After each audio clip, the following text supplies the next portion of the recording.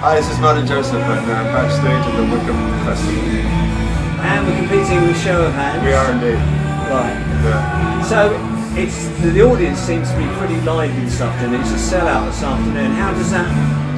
Presumably that makes you feel better in your performance. Does that make you sort of give more back? Or? To an extent, it does. I mean, Wickham as a festival is always pretty well supported, so I was expecting a big crowd anyway. But I think the maturity of any performer is that you play as hard and as well, whether there's 100 people there or 1,000 people there, So, but obviously it's a big space to fill.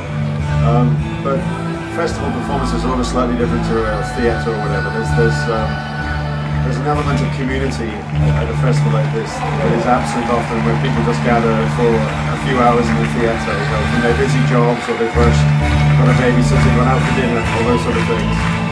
Whereas people here are camping, they're part of a big army, and there's that sort of feeling of we're all in this together. So it's always a great crowd to play to.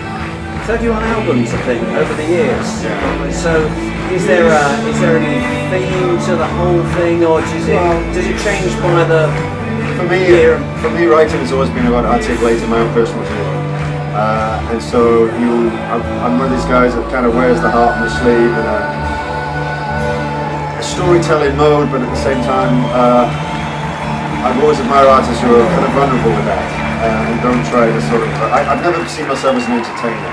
It's always been about, yes, I want people's feet to move and to engage with them, but at the same time I'm trying to go a little bit deeper than that, and almost I feel the job of an artist or the song itself is for the listener to realise they're not alone in the world. So when I listen to Bruce Springsteen, for instance, his songs articulate my journey.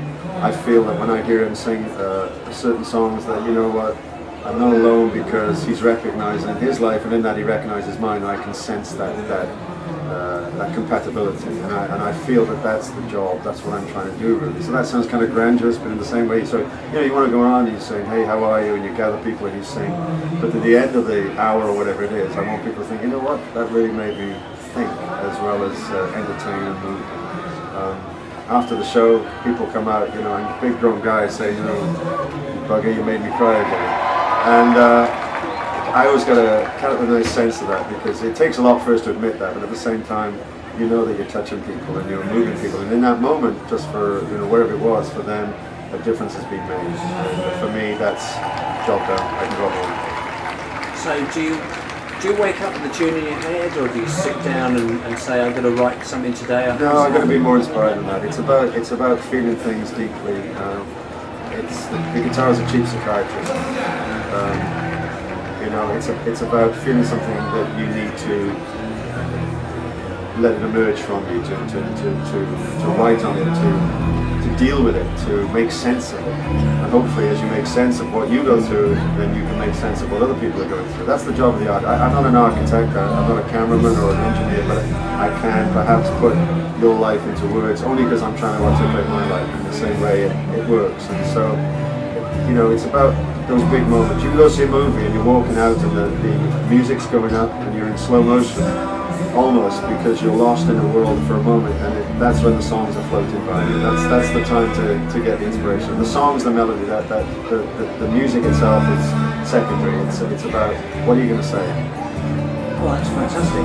Thank you very much. Okay.